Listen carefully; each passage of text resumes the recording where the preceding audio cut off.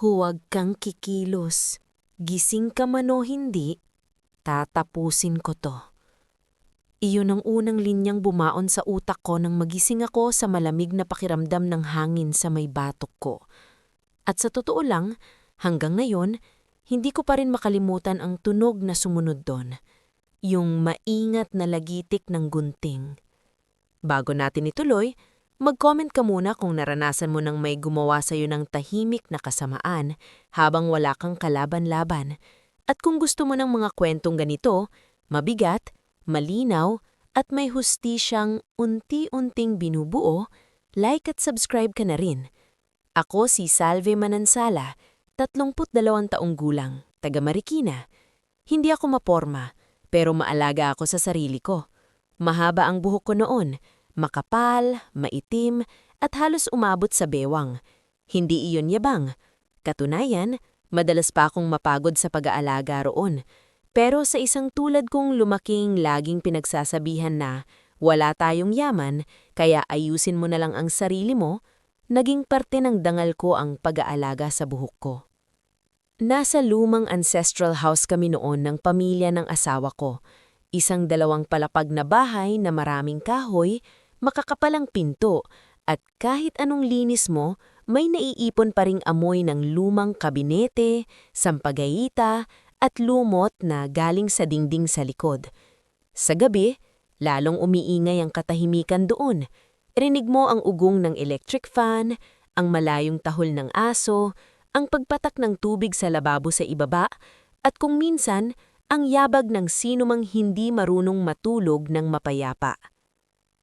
Asawa ko si Dindo, 35 taong gulang, tahimik, mabait sa labas, pero sa loob ng pamilya nila, madalas umiwas sa gulo kaysa tumayo sa tama.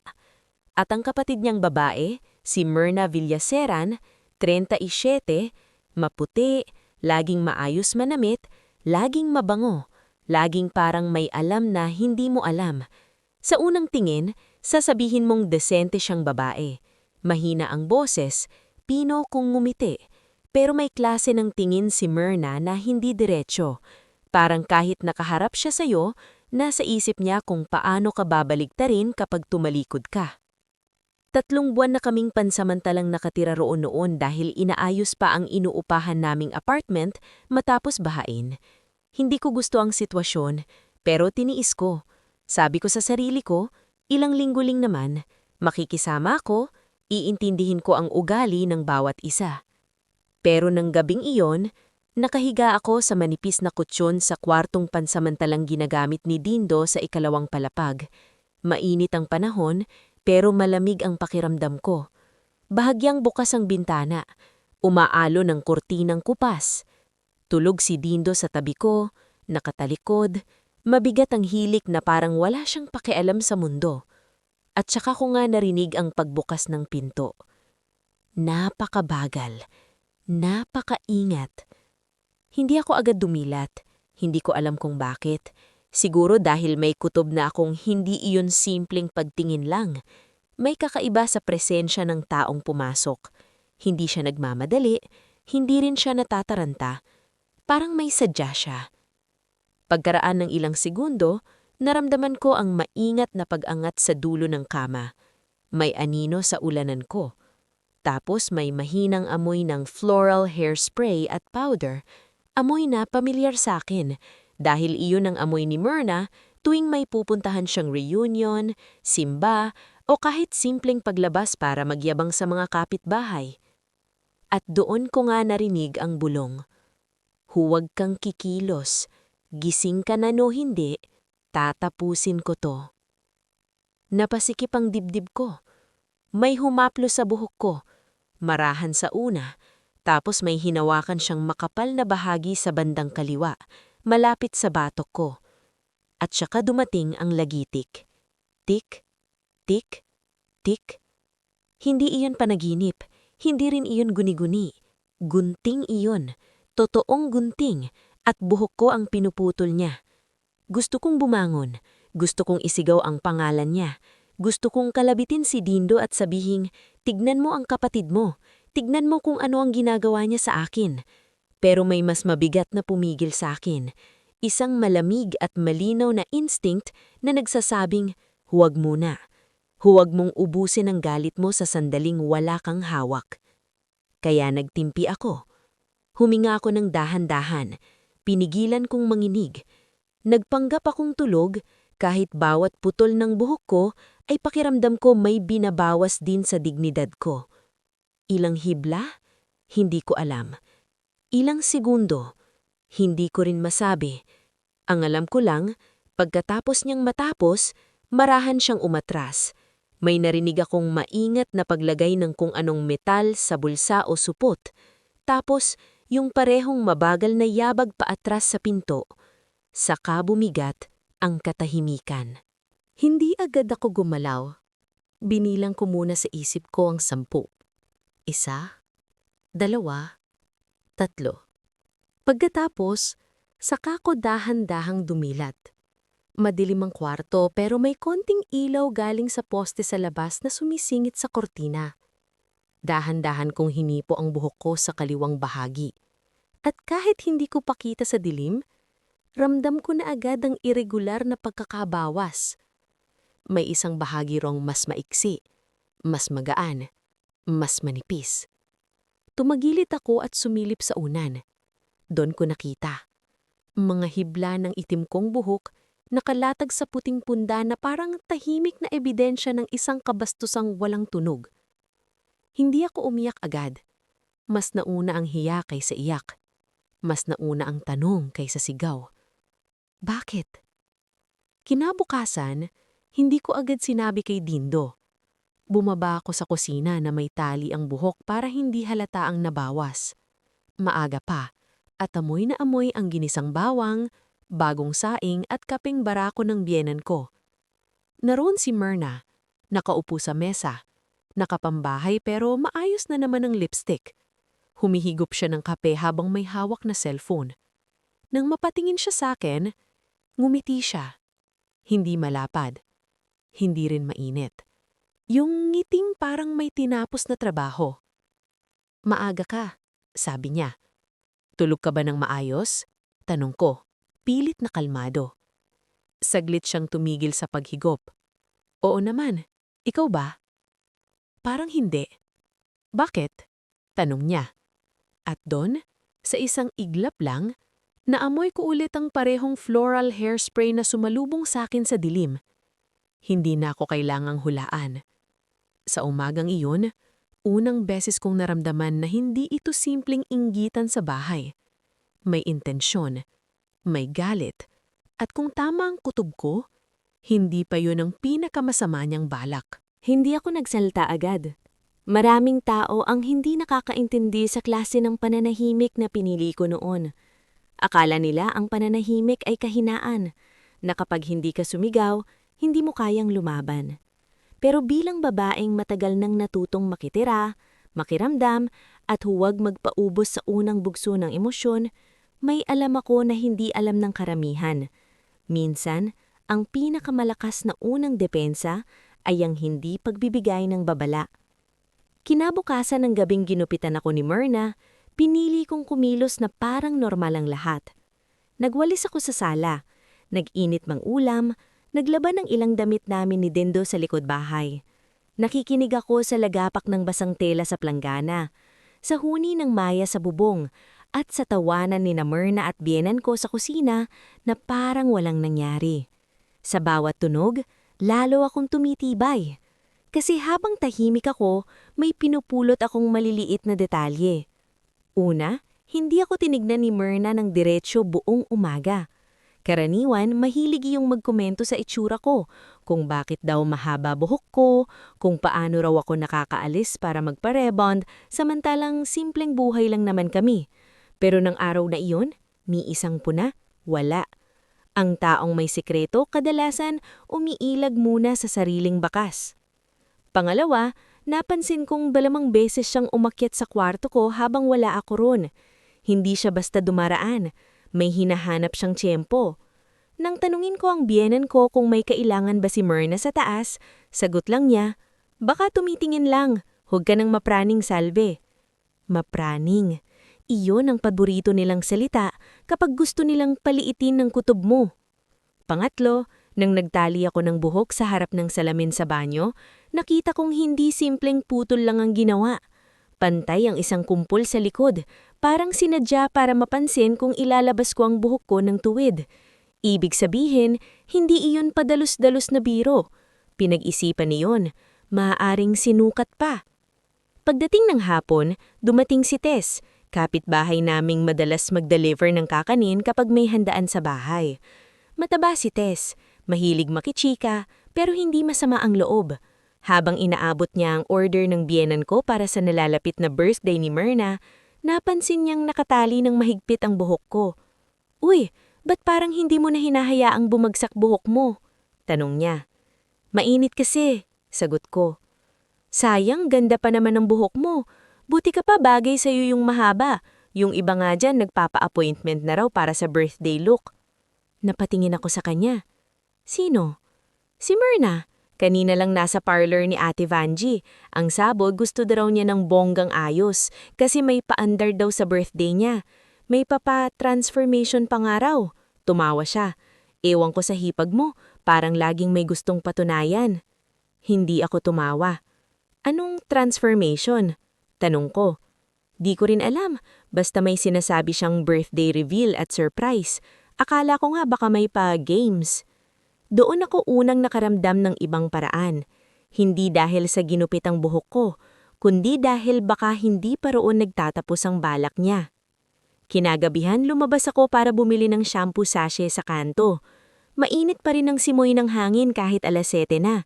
Basang-basa ang mga kalsada sa Marikina dahil umulan ng hapon at amoy semento, kanal at bagong pritong banana Q ang paligid. Habang naglalakad ako, sakto namang nakita ko si Ate Vanji sa labas ng maliit niyang parlor, nagtatanggal ng tuwalya sa upuan. "Ate," tawag ko. "Oh, bakit?" Ngumii siya, pero napansin kong nagbago ang mukha niya nang lumapit ako at siguro'y nakita ang pagkakatali ng buhok ko. "Napadaan lang. Narinig ko kay Tess na nagpunta rito si Myrna." "Oo, kanina." Saglit siyang tumigil. "May birthday pala siya." "Ano raw ipapagawa niya?" Umiikot ang tingin ni Ate Vanji sa kalsada bago bumalik sa akin. "Wala naman, hairstyle lang, tsaka make-up peg." "May sinabi ba siyang tungkol sa akin?" Masyadong direkta ang tanong ko. Alam ko iyon, pero pagod na akong paikuting sarili ko. Hindi agad sumagot si Ate Vanji. Halip na marahan niyang ibinaba ang tuwalyang hawak niya. "Salve," sabi niya. Ayoko namang makialam. Pero may narinig akong biro niya na hindi ko nagustuhan. Nalamig ako. Ano yon? May kausap siyang isa pang babae habang nakaupo rito. Ang sabi niya, huminga siya. Sabi niya, "Sa birthday ko, may mapapatunayan din ako. Tingnan natin kung sino ang kikilalaning maayos at sino ang mukhang pinabayaan." Parang may kumurot sa tiyan ko. Hindi iyon biro. Hindi rin iyon simpleng yabang. May target. At pakiramdam ko, ako yun. Pag-uwi ko, nasa sala si Dindo, nanonood ng balita. Naupo ako sa tapat niya. "Dindo," sabi ko, "kung may sasabihin ako sa'yo, pakikinggan mo ba talaga ako?" Tinanggal niya ang tingin sa TV at tumango. "Ano yun?" "Gusto kong sabihin agad, ginupitan ako ng kapatid mo habang tulog ako." Pero nang makita ko ang pagod sa mukha niya, at ang nakasanayan niyang pag-iiwas sa problema ng pamilya niya, umatras ang dila ko. "Kumusta si Ate Myrna nitong mga nakaraang araw?" ang naitanong ko. Nagkibit balikat siya. "Normal lang." "Bakit?" "Wala, natanong ko lang." At doon ko na-realize na hindi ko muna siya maaasahan. Hindi dahil masama siyang tao, kundi dahil sa bahay na iyon, ang pagiging mabait minsan ay ibang pangalan lang ng kaduwagan. Kinagabihan, habang nag-aayos ako ng higaan, may nahulog mula sa ilalim ng maliit na aparador sa kwarto. Manipis na plastik. Pinulot ko iyon. Isang malinaw na supot mula sa butika. At sa loob, may 2 maliliit na itim na hibla ng buhok. Hindi akin ang supot na iyon. Hindi ko iyon pag-aari. At ang mas nakakatakot, Parang may nagtago niyon roon ng magmamadali. Habang nakatitig ako sa supot, biglang sumagi sa isip ko ang isang tanong na kanina ko pang iniiwasan. Bakit kailangan niyang itago ang buhok na ginupit niya sa akin? Anong klaseng surprise ang binubuo gamit ang buhok ng ibang babae? At bakit pakiramdam ko, sa darating niyang kaarawan, hindi lang ako ang balak niyang pagtawanan, kundi pati ang pagkatao ko. Hindi lahat ng nananakit ay sumisigaw. May mga taong kayang basagin ang dangal mo ng nakangiti, nakapambahay, at may dalang plato ng pansit sa harap ng mga bisita. Habang papalapit ang kaarawan ni Myrna, iyon ang paulit-ulit kong iniisip. 3 araw nang lumipas mula nang ginupitan niya ako habang tulog ako. Sa labas, tahimik ang bahay. Karaniwang usapan, karaniwang kainan, karaniwang pakikisama. Pero sa ilalim noon, may tensyong parang alambre na nakatago sa tela. Hindi kita agad, pero handang mangalas sa maling hila. Pinili kong wag munang magsumbong sa kahit kanino. Sa halip, nagsimula akong magtahi ng mga piraso. Una kong kinausap si Tess ng masinsinan. Nagkita kami sa tapat ng tindahan ng yelo sa umaba, habang nagkakarga siya ng bilaw ng kutsinta sa tricycle. Tess, may naaalala ka ba sa usapan niyo ni Myrna na kakaiba? Tanong ko. Nag-isip siya. Bukod sa birthday? Napakamot siya sa braso. May nabanggit pala siya na parang bagay na bagay sa kanyang maikli. Akala ko buhok niya ang tinutukoy niya. Baka hindi. Bakit? Ano ba talagang nangyari? Ngumiti lang ako ng pilit. Ayokong gumalat agad. Inaayos ko pa. Napabuntong hininga si Tess. Basta mag-ingat ka ha. Alam mo namang si Myrna, kapag gusto kang pababain, hindi yan titigil hanggat hindi siya nakakakita ng reaksyon. Pagkatapos noon, pinuntahan ko ulit si Ate Vanjie. Mas tahimik ang parlor niya ng tanghaling iyon. Naroon lang ang tunog ng electric fan at mahinang tugtog ng lumang love song sa radyo. Ate, sabi ko, may sasabihin ako sa'yo, pero gusto ko, sa atin lang muna. Tumango siya. At doon, kuunang inamin sa ibang tao ang nangyari. Habang kinukwento ko kung paano ako nagising, paano ko narinig ang lagitig ng gunting, at paano ko nakita ang mga buhok sa unan ko, nakita kong unti-unting tumigas ang mukha ni Ate Vanjie. Hindi biro yan, at hindi normal yan. Alam ko. May dahilan ka ba kung bakit kanya gustong pagdiskitahan ng galyan? Noon ako natahimik. Dahil kung tutuusin, hindi isang gabi nagsimula ang lahat. Mula nang ikasal ako kay Dindo 2 taon na ang nakaraan, ramdam ko na ang malamig na pagtanggap ni Myrna sa akin. Hindi naman lantaran sa una, puro maliliit na tira. Ang bilis mo namang napasok sa pamilya. Ang swerte mo naman kay Dindo. Ang galing mo talagang magdala ng sarili mo. Sa pandinig ng iba, parang papuri. Pero sa pagkakadiin, sa tono at sa tiyempo, alam kong hindi. May mga pagkakataon ding sisingit siya ng kwento tungkol sa kung gaano raw siya karesponsable sa bahay, gaano kadalas siyang tumulong sa magulang nila, gaano siya laging naaapi. At kapag nasa iisang kwarto kami, may paraan siyang iparamdam na ako ang dagdag, ako ang sagabal, ako ang babaeng dumating at biglang may puwang. Minsan, pinabayaan ko. Minsan, iniwasan ko. Pero may isang pangyayari na hindi ko nakalimutan. 1 taon bago ang gabing ginupitan niya ako, may family reunion sila sa Antipolo. Nandoon ang mga tiyahin, pinsan, biyanan, at ilang kaibigan ng pamilya. Sa gitna ng kwentuhan, may nawawalang pares ng gintong hikawang isa nilang tiyahin. Walang direktang nag-akusa, pero si Myrna sa harap ng 2 niyang pinsan, narinig kong nagsabing, baka napagkamalan lang na costume jewelry. May mga taong hindi sanay ganito. Hindi niya ako pinangalan. Hindi rin niya kailangan. Ako lang ang nagong salta noon sa sala. Ako lang ang biglang natahimik. Kalaunan, nakita rin ang hikaw sa sariling pouch ng tiyahin nila. Walang humingi ng tawad sa akin. Walang nagsabing mali si Myrna. Tinapik lang ako ng isang tiyahin at sinabing, "Wag mo nang dibdibin. Ganon talaga magsalita si Myrna." Ganon talaga. Parang lisensya iyon sa pang-aapi. Nang natapos kong ikwento iyon kay Ate Vanji, mariin siyang napailin. Insecure sa'yo yan. Sa anong dahilan? Hindi laging sa ganda o sa buhok. Minsan, sa kung paano ka pinapakinggan ng tao. Sa kung paano ka hindi nagpapakababa kahit gusto ka nilang paliitin. Napaisip ako roon, at doon ako unang napadpad sa pinakamahirap tanggapin. Baka hindi talaga tungkol sa buhok ang lahat. Baka simbolo lang iyon. Baka gusto niya akong gawing katawa-katawa sa paningin ng iba para maramdaman niyang siya ang mas lamang. Bago ako umuwi, may inabot sa akin si Ate Vanji. Pakinggan mo to. Voice note iyon sa cellphone niya. Hindi raw sinasadya pero na-record sa background habang nagvi-video siya ng bagong rebond package para sa Facebook page niya. Sa umpisa, wala akong maintindihan. Tunog electric fan, kaluskos, usapan ng dalawang babae. Pero pagdating sa gitna, malinaw kong narinig ang boses ni Myrna. Tingnan natin kung paano siya haharap sa mga tao. Lagi na lang kasi siyang maayos. Lagi na lang siyang mukhang kawawa kapag ako ang nasisisi. May isa pang boses, hindi ko kilala. Sobra ka naman. Hindi. Kailangan niya ring maramdaman kung paano mapahiya. Parang huminto ang paligid ko. Hindi iyon sapat para ipakulong siya. Hindi rin sapat para sa malaking kaso, pero sapat iyon para patunayang hindi ako nag-iimbento. May intensyon, may galit, at may plano.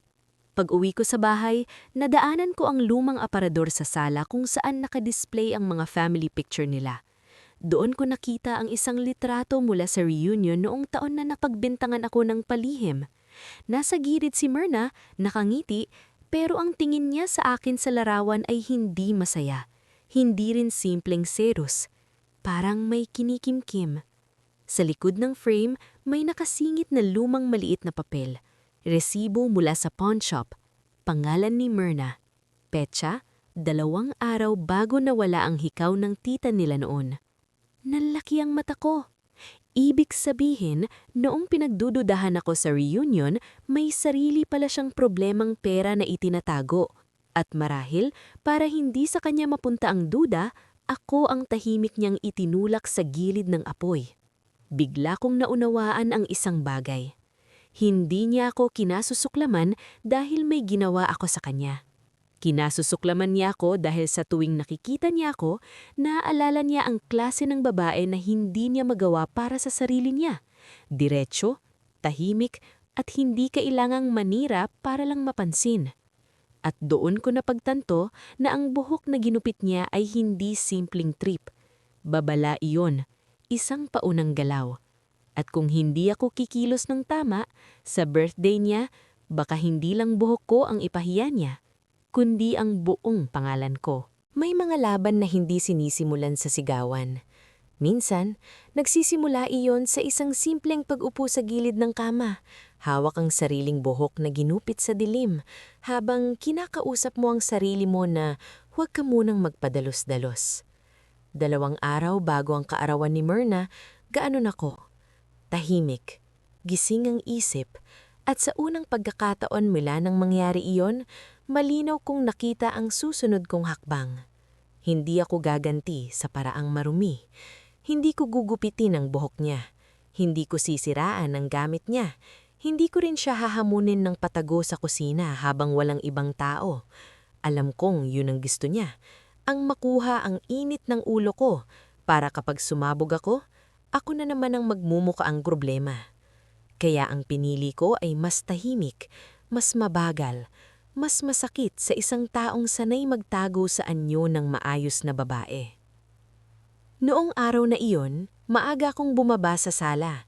Amoy nilagang saging at kaping barako ang buong bahay. Naroon ang biyenan kong si Aling Nena, nakaduster, nakasalampak sa bangko habang hinihiwa ang kamatis. Hindi siya masamang tao, pero gaya ng maraming ina sa pamilyang Pilipino, may mga kasalanang hindi ginagawa sa mismong kamay. Pinapayagan lang sa katahimikan. "Ma, may itatanong ako," sabi ko. Hindi siya tumingin agad. "Ano yon? May alam po ba kayo sa nangyari sa buhok ko?" Tumigil ang kutsilyo niya. Napakaliit lang ng sandaling iyon, pero hindi ko pinalampasan. Yung biglang hinto ng kamay, yung pag-iwas ng mata, yung pilit na pagbalik sa normal na kilos pagkaraan ng 1 segundo. "Anong nangyari sa buhok mo?" tanong niya, kunwari walang alam. "May gumupit po kasi habang tulog ako." Sa wakas, tumingin siya sa akin, at sa tinging iyon, hindi ko nakita ang gulat ng taong na yun lang nakarinig. Nakita ko ang takot ng taong umaasang hindi pa mababanggit. "Baka naman nananaginip ka," sabi niya. Hindi ako agad sumagot. Tinitigan ko lang siya ng diretsyo, hanggang sa siya mismo ang unang bumitaw ng tingin. Sa puntong iyon, may isang malamig na katotohanang bumagsak sa loob ko. Hindi lang si Myrna ang may alam. Posibleng hindi man siya tumulong, pero may naamoy, may narinig, o may nakita siyang pinili niyang takpan. At sa isang pamilya, ang taong tumitingin sa pang-aapi at pinipiling manahimik, iba lang ang anyo ng kasabwat.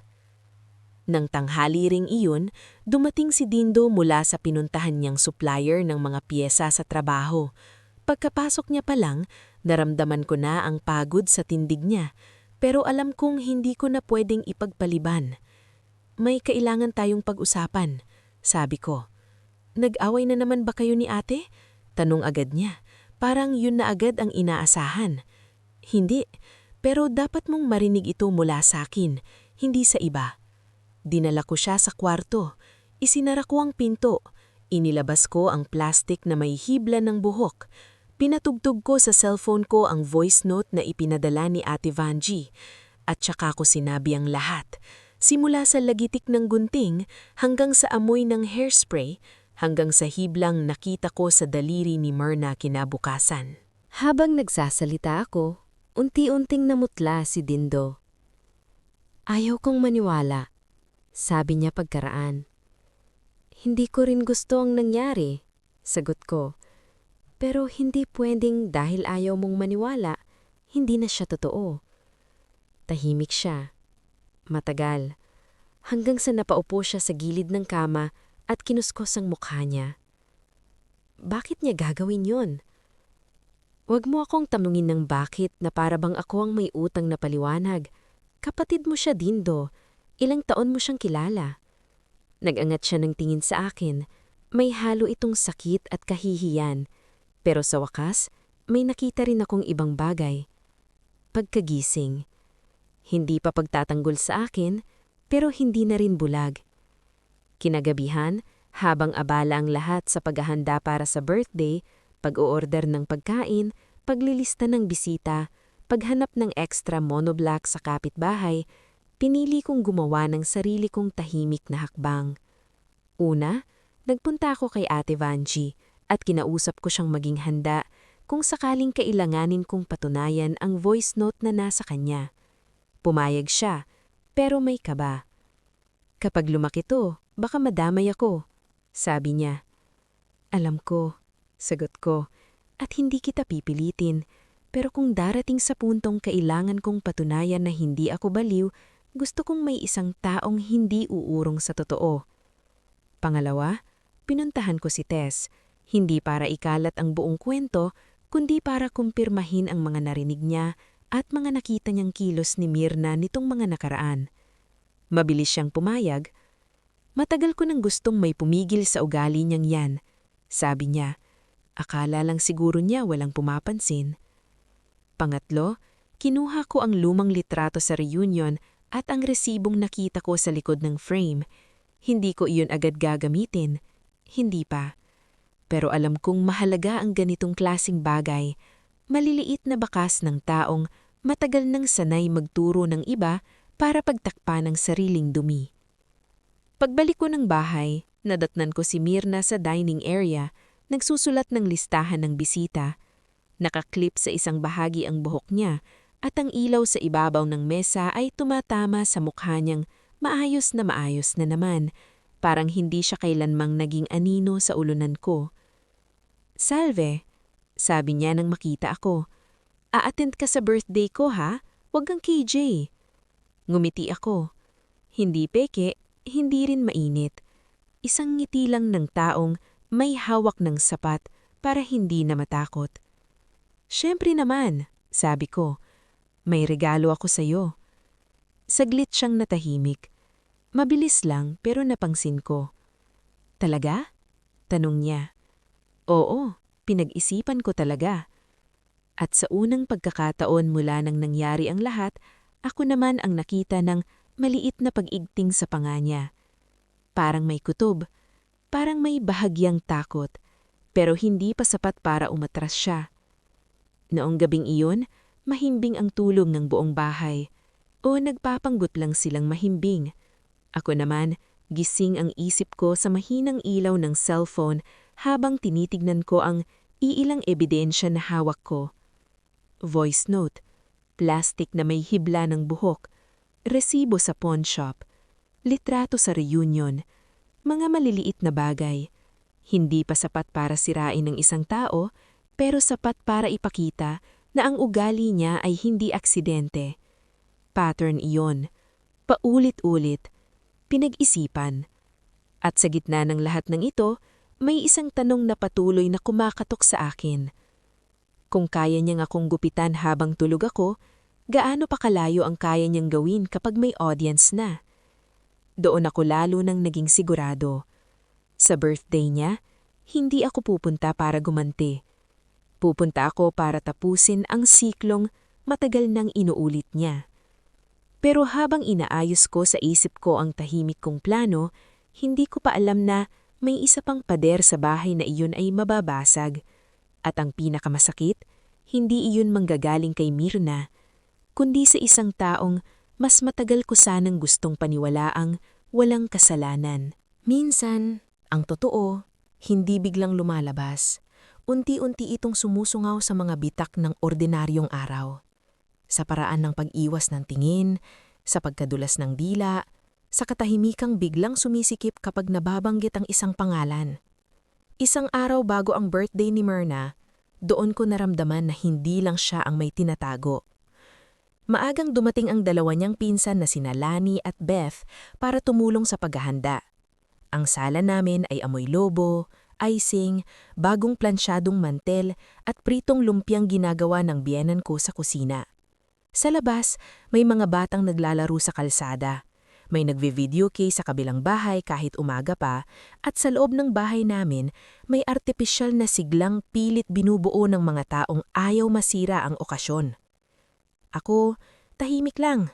Nagtutupi ng table napkins, naghihiwa ng cucumber para sa salad, nagsasali ng soft drinks sa mas malamig na batya. Gusto kong isipin ng lahat na tinanggap ko na ang lahat, na wala akong iniimbak, na magiging simpleng family gathering lang ang susunod na gabi. Pero sa totoo lang, nakikinig ako sa bawat usapan. Bandang 11:00, naiwan ako sandali sa may kusina habang kumukuha ng yelo. Sa kabilang dulo, mahina kong narinig ang boses ni Beth. "Hindi mo ba sasabihin kay Salve?"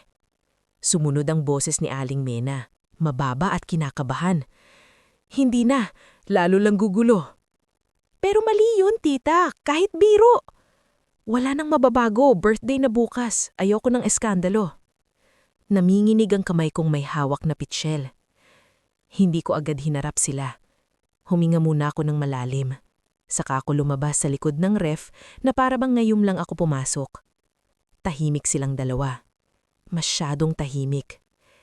"Kailangang may magsabi sa akin kung anong yun," sabi ko. Napatayo si Beth.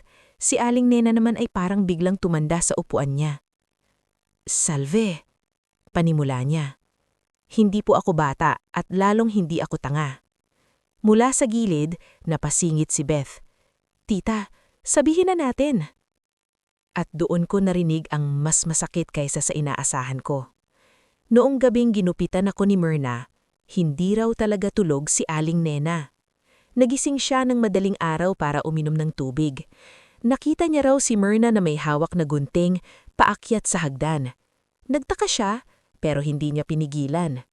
Maya-maya, narinig niya raw ang mahina kong paggalaw sa kwarto pero hindi siya umakyat. Nang bumaba si Myrna, tinanong niya kung anong ginawa nito. At ang sagot ni Myrna?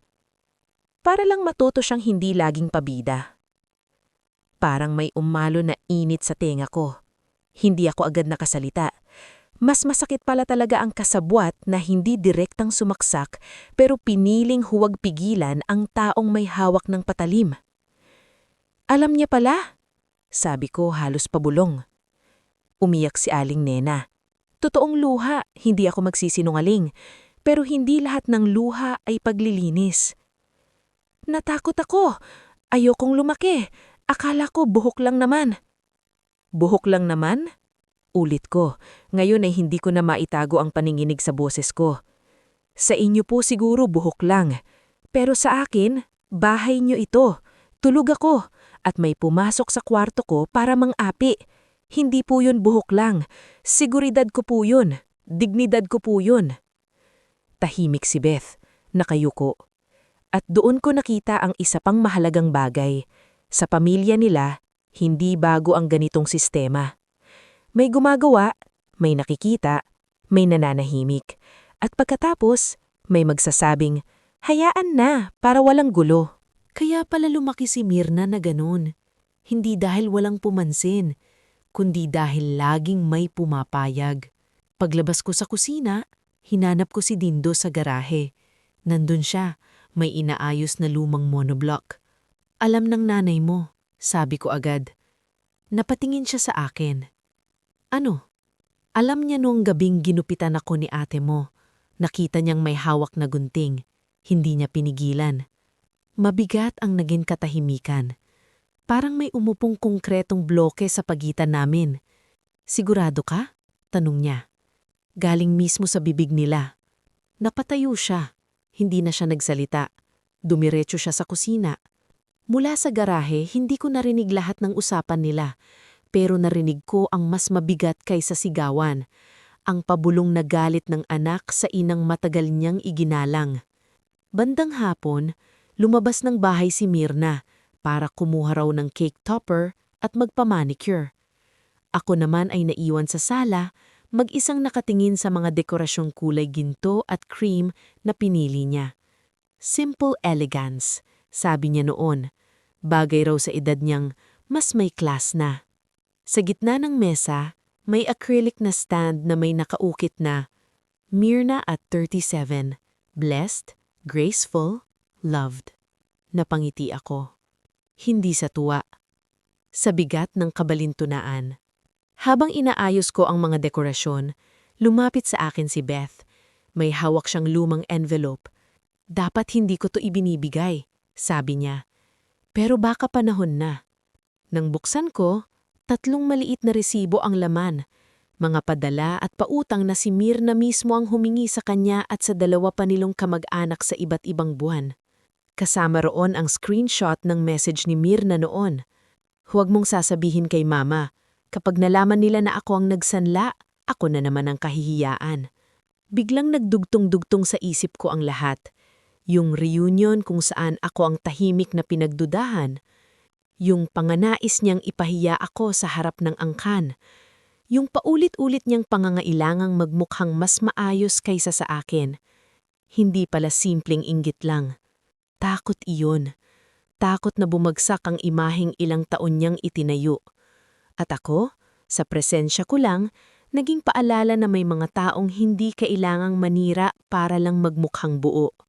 Noong gabing iyon, bago matulog, hinawakan ko ulit ang buok kong may bawas pa rin sa kaliwang bahagi. Hindi pa rin iyon pantay. Hindi pa rin iyon nakakalimutan ng anit ko. Pero sa unang pagkakataon, hindi na ako nanginginig sa hiya. May pumalit. Linaw. At kasabay ng linaw, dumating ang pinakamahirap na bahagi. Kasi alam ko na ngayon kung paano ko siya mapapahiya sa birthday niya. Ang tanong na lang ay, handa ba akong gamitin ng totoo kahit madamay ang pamilyang pinagsalan ko?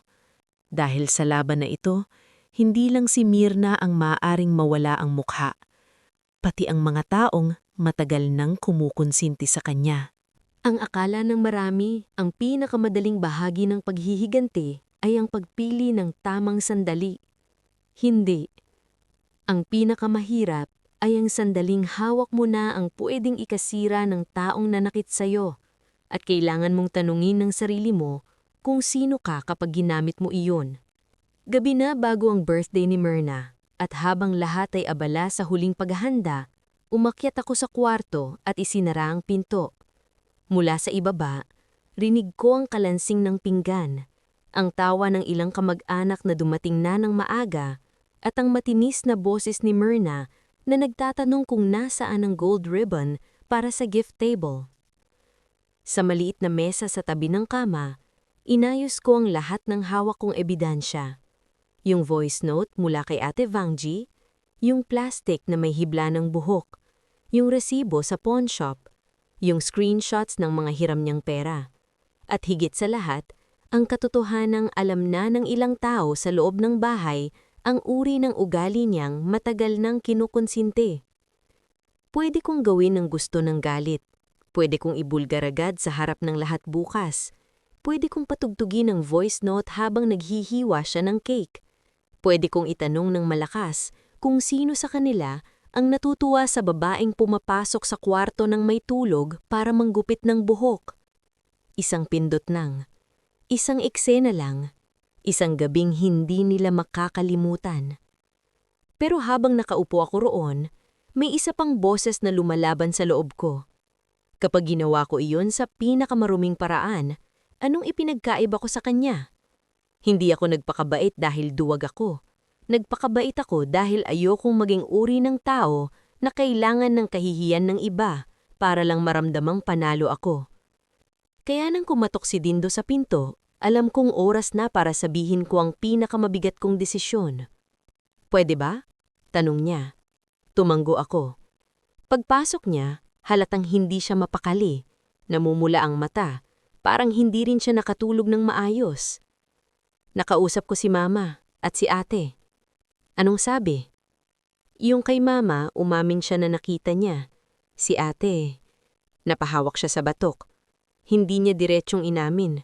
Ang sabi niya lang, kung nasaktan siya, edi sorry, pero wag din siyang magpakasanto. Napatawa ako ng mapait. Yun na marahil ang pinakatapat na linyang kayang ibigay ng taong ayaw talagang humingi ng tawad. Lumapit si Dindo sa mesa at nakita ang mga ebidensya. "Gagamitin mo ba lahat yan bukas?" Hindi ako sumagot agad. "Hindi ko pa alam," sabi ko. "Anong gusto mong mangyari?" Matagal akong tumingin sa kanya bago nagsalita. Ang gusto ko, tumigil na siya.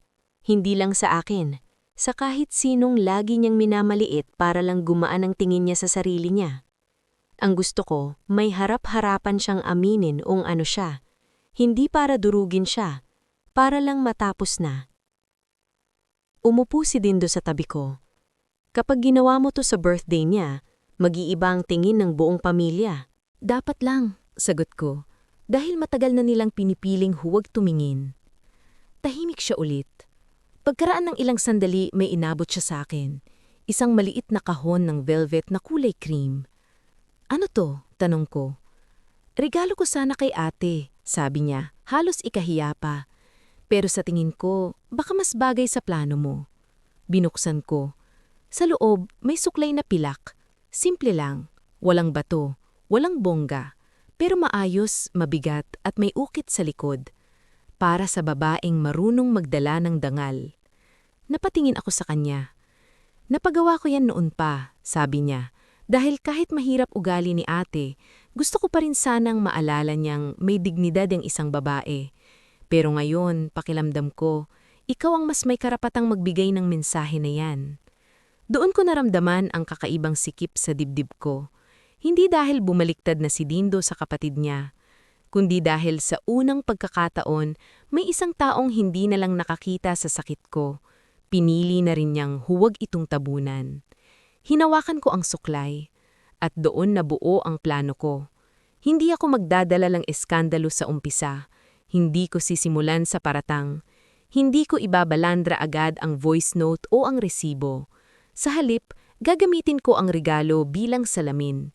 Isang tahimik na regalo na may mensahe. At kapag siya mismo ang nainis, nadulas o nagtanong kung bakit iyon ang ibinigay ko, doon ko ilalabas ang susunod na piraso. Hindi ako maninira. Hahayaan ko siyang mabigo sa sarili niyang galaw. Kasi ang isang taong matagal nang nakatayo sa kasinungalingan, hindi mo kailangang itulak ng malakas. Kadalasan, sapat nang alisin mo ang dahilan para makapagkunwari pa siya. Bago matulog, bumaba ako para uminom ng tubig. Sa sala, nadatnan ko si Myrna na mag-isang inaayos ang sarili niyang giveaway bags. Nakataas ang buhok niya sa clip, maaliwalas ang muka, parang reyna sa sarili niyang kaharian. Nang nakita niya ako, gumiti siya. "Excited ka na bukas?" tanong niya. "Medyo," sagot ko. "Basta ha, huwag kang mawawala. Importante ang family pictures." Tumanggo ako. Pagkatapos, tumingin siya sa buhok kong, maingat kong itinataas pa rin para hindi halata ang ginupit. "Ay, baday sa'yo yang laging nakatali," sabi niya. "Mas neat." Sandali akong natahimik. Hindi ako napikon. Hindi ako sumagot ng matalim. Gumiti lang ako ng dahan-dahan at sinabi ang linyang siya lang marahil ang makakaintindi sa bigat. "Salamat. May mga bagay talagang mas gumaganda kapag natutong ilagay sa tamang ayos." Saglit siyang natigilan, at sa unang beses mula nung nagsimula ang lahat, nakita ko sa mukha niya ang isang bagay na matagal niyang ipinadama sa akin. Kaba. Umakyat ako ng gabing iyon na mas malinaw na ang loob ko. Hindi ko na kailangang pumili sa pagitan ng katahimikan at gulo. May ikatlo pala, ang kontroladong katotohanan. At kinabukasan, sa araw ng kabarangan ni Myrna, dala ang suklay na pilak at ang mensaheng nakaukit dito. Papasok ako sa handaan hindi bilang biktima, kundi bilang babaeng handa nang tapusin ang isang mahabang pagkukunwari.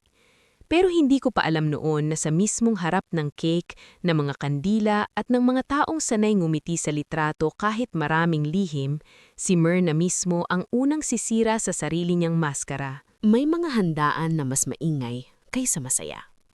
Iyon ang klase ng ingay na bumalot sa bahay kinaumagahan. Huni ng pressure cooker, kalansin ng kubyertos, tawanan ng mga kamag-anak na ngayon lang nakita-kita, at yung artipisyal na siglang pilit binubuo ng mga taong sanay magtabo ng lamat gamit ang pagkain, litrato at pakikisama. Araw ng kaarawan ni Myrna. Bandang 2:00 ng hapon, halos puno na ang sala. Nasa isang sulok ang mahabang mesa na may spaghetti, lumpiang Shanghai, embutido at 2 tray ng matcha blanca. May lubo sa dingding. May cream at gold na kortinang idinikit sa backdrop. Sa gitna, nandoon ang cake niyang 3 patong ang itsura, may peking perla sa gilid at topper na kumitislap sa ilaw. At sa harap noon, si Myrna. Naka-blush pink siyang dress na halatang pinag-ipunan. Planchado ang bagsak, maayos ang kulot ng buhok, makinis ang makeup. Sa unang tingin, masasabi mong pinaghandaan niya talaga ang araw na iyon. At baka kung hindi ko alam ang lahat ng nalalaman ko, baka maaawa pa ako sa kanya sa bandang huli. Pero sa bawat ngiti niya sa mga bisita, naaalala ko pa rin ang lagitik ng gunting sa dilim. Sa bawat "salamat sa pagpunta", naaalala ko ang hibla ng buhok ko sa unan. At sa bawat mahinhing tawa niya, naaalala ko ang voice note kung saan malinaw niyang sinabi na gusto niya akong mapahiya. Tahimik lang ako buong umpisa ng handaan. Nakatali pa rin ang buhok ko, maayos ang damit, simpleng beige na blouse at maitim na palda. Walang isena, walang parinig, wala ring paglayo. Nakikihalo ako sa mga bisita, kumukuha ng plato para sa matatanda, nagsasali ng soft drinks, inaabot ang extra kutsara sa mga pinsan. Alam kong maraming matang nakatingin sa akin, hindi dahil may alam sila, kundi dahil sa mga bahay na tulad nito, laging may kutob ang mga tao kapag may tensyon sa pagitan ng 2 babae. Bandang 3:00, nagsimula ang maikling programa. Hindi naman en grande, pero si Myrna ang tipo ng babaeng gusto laging may formalidad ang selebrasyon niya. May simpleng MC pa, si pinsan nilang si Lani, at may pa message pa ng "What we love about Ate Myrna." Habang isa-isang nagsasalita ang mga kamag-anak, nakaupo lang ako sa pinakadulong monoblock, hawak ang maliit na kahon ng velvet na nakabalot sa manipis na gold ribbon. Naroon si Dindo sa likod ko. Tahimik. Hindi kami nag-uusap, pero sapat na ang presensya niya para maramdaman kong ngayong araw, hindi na ako nag-iisa sa loob ng sariling dibdib ko.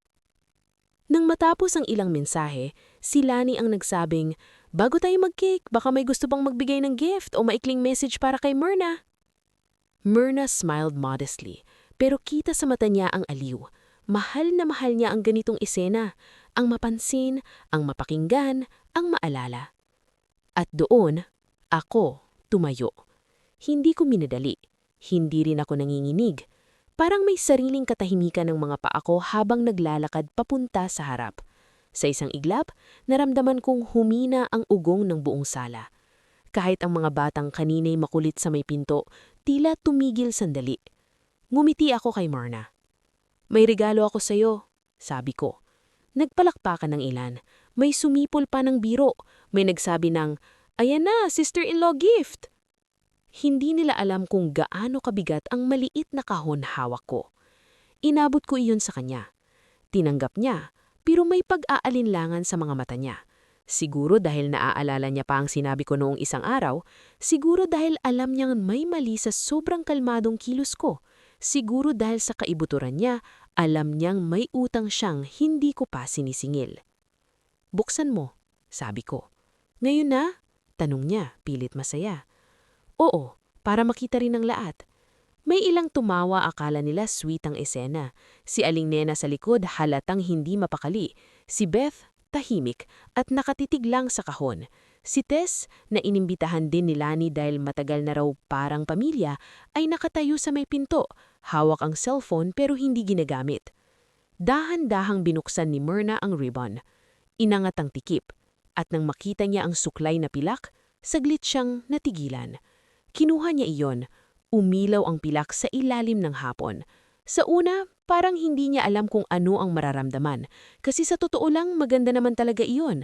Maayos, desente, walang bahid ng insulto sa unang tingin. "Maganda," sabi ng isang tiyahin. "Elegant," sabi naman ng isa.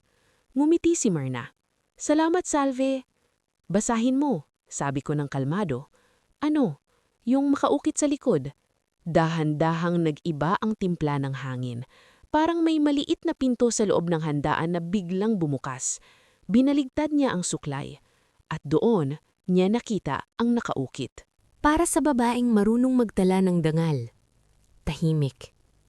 Wala pang 5 segundo yon, pero parang humaba sa pakiramdam ko.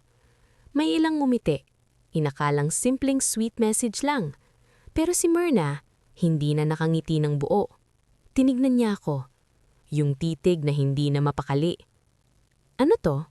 tanong niya. "Regalo," sagot ko. "Anong ibig sabihin yan?" Literal ang ibig sabihin yan. Narinig ko ang isang mahina ngunit matalim na buntong hininga mula kay Aling Nena. "Salve," mahinang sabi ni Dindo mula sa likod. Hindi pigil, hindi babala, parang paalala lang na nasa harap kami ng lahat. Pero alam kong ito na ang sandali. Hindi pa para ibagsak ang lahat, kundi para buksan ang pinto. "Myrna," sabi ko, malinaw ang boses. "Naisip ko lang na magandang bagay ang suklay para sa isang babaeng marunong rumispeto sa katawan, katahimikan at tulog ng ibang tao." May ilang kilayang sabay-sabay na tumaas. Hindi ko pa sinabing direkta. Hindi ko pa siya pinangalanang may ginawa. Pero sapat na ang sinabi ko para tumama kung saan dapat. Nanigas ang panga niya. "Ano bang sinasabi mo?" tanong niya. Medyo mataas na ang boses. "Wala pa naman. Nasa iyo na kung bakit ka nape-pressure." "Parinig ba to?" "Depende. Tinamaan ka ba?" May ilang bisita nang hindi makatingin ng diretsyo. Ang iba, kunwari, umiinom ng soft drinks. Ang iba nagkikibit-balikat na parang ayaw makisali pero ayaw ding umalis.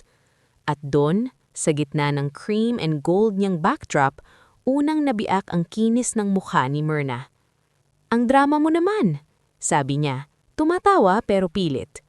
"Birthday ko, Salve. Kung may toyo ka, ibang araw. Kung birthday mo, dapat mas lalo kang maging maingat sa ugali mo." "Aba, ako pa talaga." Biglang matalim ang boses niya. Ikaw nga itong laging pa-victim." Hindi pa ako sumagot. At dun siya nagkamali. Dahil sa sobrang gustong makalamang, siya na mismo ang unang bumitaw ng tali ng sarili niyang maskara. Isang buhok lang naman ang nabawas sa'yo. Biglang natahimik ang buong sala. Walang ubo, walang kalansing, walang bata, walang tumawa. Ako, hindi ako gumalaw. Siya rin tila hindi agad napagtanto ang lumabas sa bibig niya. Pero narinig iyon ng lahat. At sa sandaling iyon, hindi ko na kailangan magparatang. Si Myrna mismo ang unang nagpatunay na may alam siya. May mga pagbagsak na hindi nagsisimula sa pag-amin. Nagsisimula ang mga yon sa isang maling salita. Isang salitang hindi na mababawi kapag narinig na ng buong kwarto. Pagkasabi ni Myrna ng, "Isang buhok lang naman ang nabawas sa'yo," para akong nakarinig ng basag na salamin sa loob ng bahay kahit walang nahulog na isang baso. Siya mismo ang unang namutla. Nanigas ang daliri niyang may hawak sa suklay. Bahagya siyang napaatras, parang gusto niyang bawihin ang salita pabalik sa lalamunan niya. Pero huli na. Sa gilid narinig ko ang isa sa mga tiyahin na humina ang boses. Anong ibig sabihin nun? Lani na kanina'y masigla pang MC, tuluyan ng napayuko. Si Beth ay napapikit na lang. Si Tess sa may pinto, napailing na parang matagal niya nang inaasahan ang eksenang iyon. "Anong ibig sabihin ng sinabi mo, Myrna?" Tanong ng tiyahin nilang si Tita Norse. Mabilis siyang huminga. "Wala, expression nilang yun." "Expression?" Ulit ko, kalmado pa rin. Paano naging expression ang eksaktong bagay na hindi ko pa sinasabi ng direkta sa harap ng lahat? Hinding-hindi ako gagawa ng issue, sabi ko, kung wala akong dahilan. At saka ko pinatugtog ang voice note. Hindi ko nilakasan ng todo, tama lang para marinig ng mga nasa sala. Sa umpisa, hindi malinaw. Tunog electric fan, kaluskos, mahinang usapan, tapos biglang lumitaw ang boses niya. Malinaw, pamilyar, hindi mapagkakaila. Tignan natin kung paano siya haharap sa mga tao. Lagi na lang kasi siyang maayos. Lagi na lang siyang mukhang kawawa kapag ako ang nasisisi. May humugot ng hangin sa likod. At sumunod pa ang linya, hindi, kailangan niya ring maramdaman kung paano mapahiya. Pagkatapos nun, hindi ko na kinailangang ulitin. Hindi ko na kinailangang ipaliwanag ng mahaba. Ang mga tao na mismo ang tumingin kay Myrna sa paraang hindi na niya makontrol. Hindi na iyon tingin ng mga bisitang natutuwa sa celebrant. Tingin iyon ng mga taong unti-unting nagkakabit-kabit ng mga piraso. "Myrna?" Mahinang sabi ni Tita Norse. "Hindi na iyon pag-aalo. Pagsusukat iyon." "Hindi yan. Hindi kumpleto yan," sigaw ni Myrna. "Pinapalabas niyo akong baliw." "Hindi mo kailangan ng tulong para lumabas yan," sabi ni Beth, biglang nagsalita. Mahina lang pero malinaw. "Ikaw mismo ang nagsabi." Lahat ay napalingon sa kanya at doon nagsimulang gumulong ang domino na ilang araw nang nakikitang darating.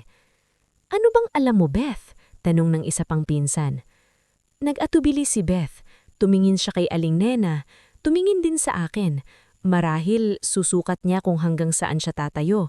Pero kapag ang isang tao'y matagal nang nagtitimpe, dumarating talaga ang sandali na mas mabigat na ang pananahimik kesa sa takot.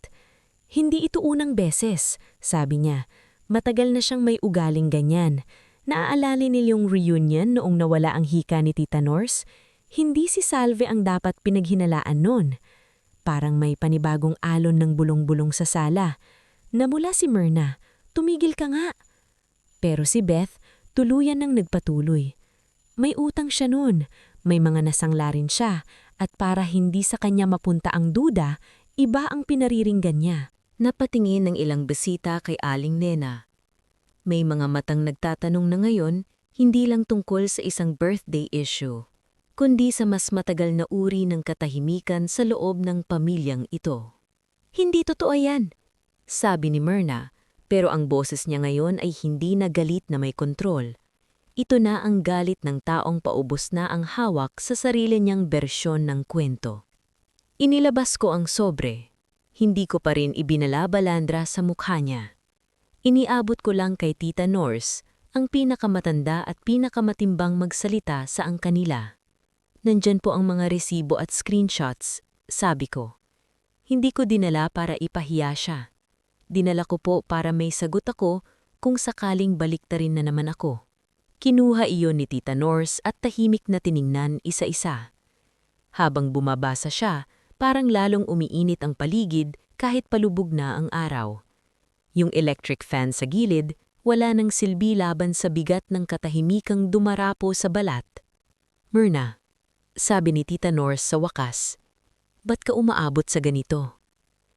At doon, sa tanong na iyon, biglang hindi sumagot si Myrna ng maayos. Hindi dahil wala siyang dahilan, kundi dahil ang mga dahilan niya sa unang pagkakataon ay hindi na sapat kapag binigkas sa harap ng mga taong nakakakita na. Dahil huminga siya ng mabilis, dahil pag siya ang nandyan, ako lagi ang mali. Siya lagi ang kaawa-awa. Siya lagi ang tahimik na mabait. Napatingin siya sa akin, yung tingin na hindi na mabango, hindi na pino, hindi na nakatago sa lipstick at blush. Buo na ang pait. Alam mo ba kung gaano kahirap na ako ang anak dito? Ako ang matagal na nasa bahay.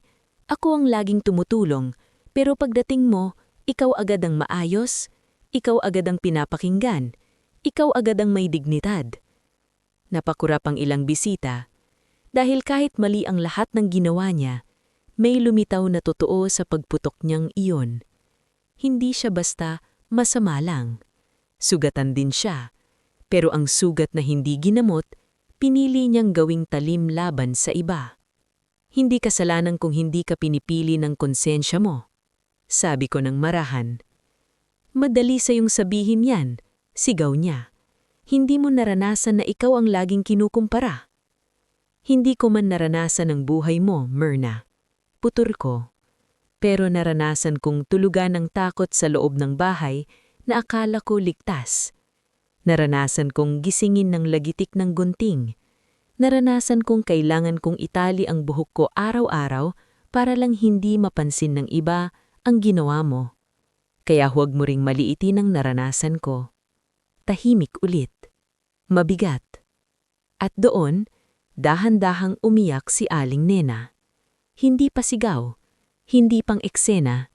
Yung iyak ng taong ngayon lang naramdaman na hindi pala sapat ang hayaan na. Kasalanan ko rin, sabi niya. Nakita ko, hindi ko pinigilan. Pagkasabi niya noon, may ilang bisitang napapikit. May ilang umurong sa upuan. Hindi na iyon simpleng away babae. Isa na iyong pampamilyang pagkabigo na natagal nang nakabalot sa pagiging desente. At doon na tuluyang bumigay si Myrna. Hindi na sa akin, sa sarili niya.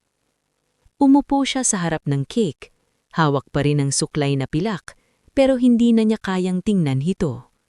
Humahagulgol siya, pero hindi iyon iyak ng taong inosente.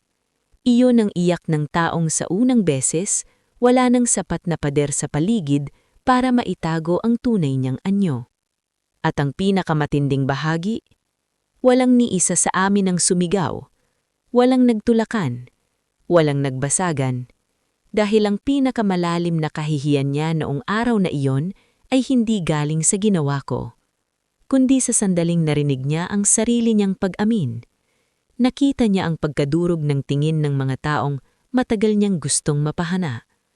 At napagtantong ang birthday niya na inihanda para sa paghanga, ay siya palang magiging araw ng pagkawala ng kanyang pagkukunwari. Pagkatapos ng lahat, ang pinakamalakas na tunog sa bahay ay hindi sigaw, kundi katahimikan. Iyon ang bumalot sa sala matapos humagulhol si Myrna sa harap ng sarili niyang cake.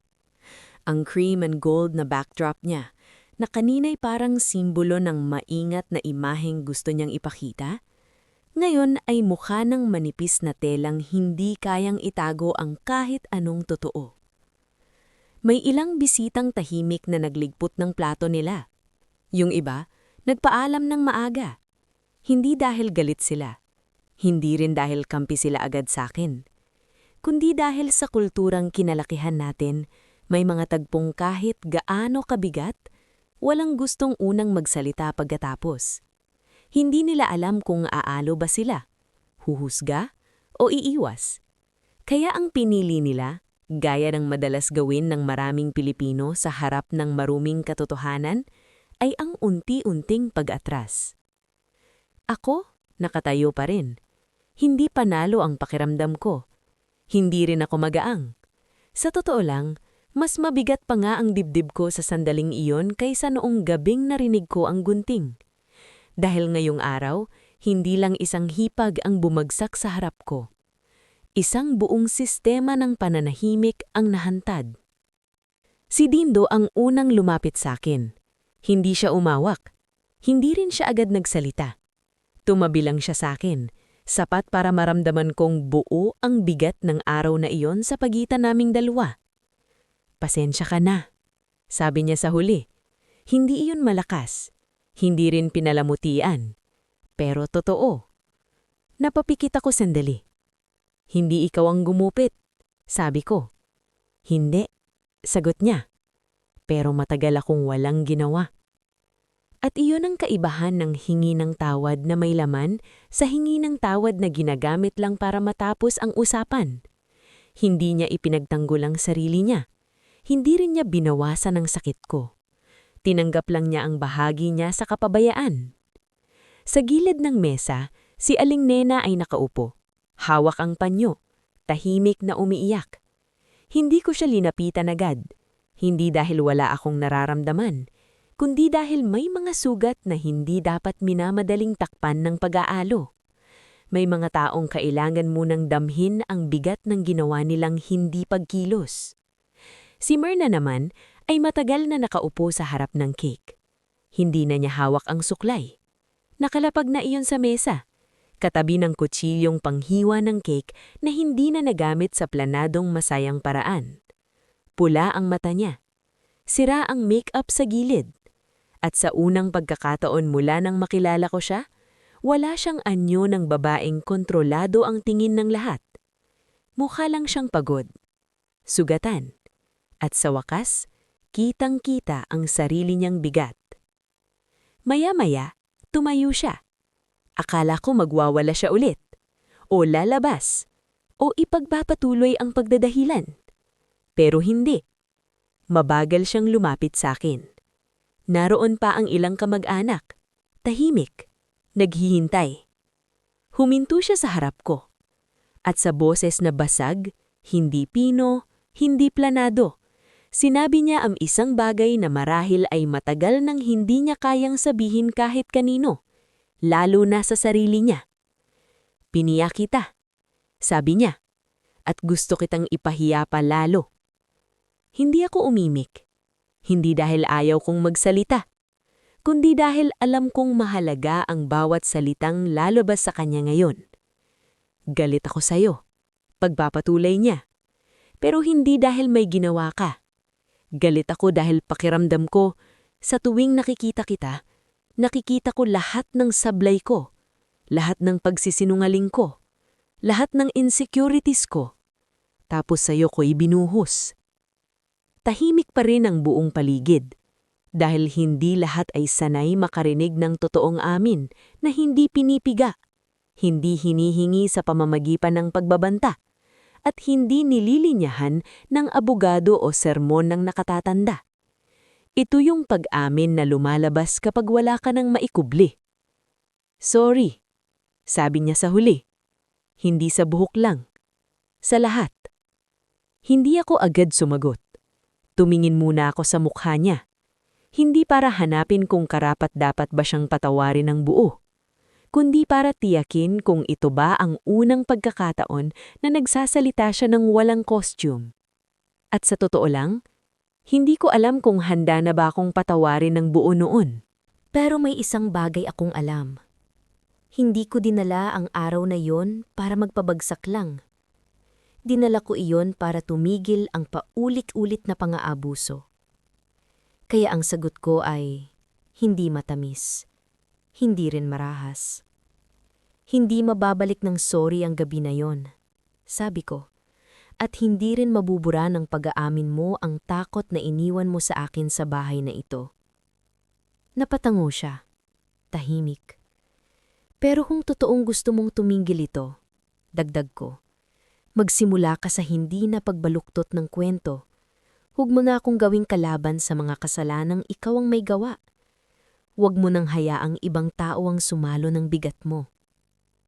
Unti-unti siyang napayuko. At doon ko inabot ang suklay na pilak. Hindi para bawiin, kundi para ibalik sa kanya ng may kahulugan na ibang-iba na sa plano niya sa araw na yun. Sa'yo pa rin yan, sabi ko, pero hindi bilang premyo. Paalala. Humagungol na naman siya, pero mas tahimik na. Walang palakpak, walang dramatic na pagyakap ng buong pamilya, wala ring instant na pagkakabati na pangpelikula. At iyon marahil ang pinakabago sa lahat ng wakas na naranasan ko. Ang katotohanang hindi lahat ng ending ay kailangang magmukhang malinis para masabing tama. May ilang sugat na hindi agad naghihilom. May ilang relasyon na kailangan munang lagyan ng distansya bago matawag na inayos. At may ilang paghingi ng tawad na unang hakbang pa lang, hindi buong biyahe. Pagkatapos ng handaan, hindi na kami nagtagal sa bahay na yon ni Dindo. Sa loob ng 2 linggo, nakabalik din kami sa inayos naming apartment. Hindi na ako muling natulog sa kwartong iyon ng hindi kabado. Pero dahan-dahan, natutunan kong ibalik sa sarili ko ang pakiramdam ng seguridad. Nagpagupit ako. Ako mismo ang pumili. Hindi dahil napilitan ako sa ginawa niya, kundi dahil gusto ko ang susunod na anyo ng buhok ko ay ako ang nagdesisyon. Hanggang balikat lang. Mas magaan. Mas bago. Mas akin. Si Myrna, hindi kami agad naging maayos. Sa totoo lang, matagal kaming hindi halos nag-usap. Pero balita ko humingi siya ng paumanhin sa ilang pangkamag-anak na dati niyang dinamay sa mga paawa at paninira niya. Hindi ko sasabihing nagbago siya agad. Ang pagbabago hindi nakikita sa iisang iyak lang. Nakikita iyon sa paulit-ulit na pagpili na huwag manakit kapag walang nakakakita. Si Aling Nena minsang dumalaw sa apartment namin. Hindi para piliting ayusin agad ang lahat, kundi para sabihing mali siya. Simple lang. Walang dahilan-dahilan. At doon ko naramdaman na minsan may mga matatandang natututo rin, hindi lang laging maaga. At ako? Ang pinakamahalagang natutunan ko sa gabing ginupitan ako at sa birthday na sumunod doon ay ito. Hindi lahat ng paghihintay ay kailangang manakit pabalik. Minsan, ang pinakamalakas na regalo mo sa taong nanakit sa'yo ay ang sandaling hindi mo siya sinira, pero hindi mo rin hinayaang ituloy niya ang pagsira sa'yo. Doon nagsisimula ang tunay na hangganan. Kung umabot ka rito, mag-comment ka ng may dangal ang tahimik na matatag. At kung gusto mo pa ng mga ganitong kwentong mabigat, malinaw, at may hustisyang hindi minamadali, like, share, at subscribe ka na rin.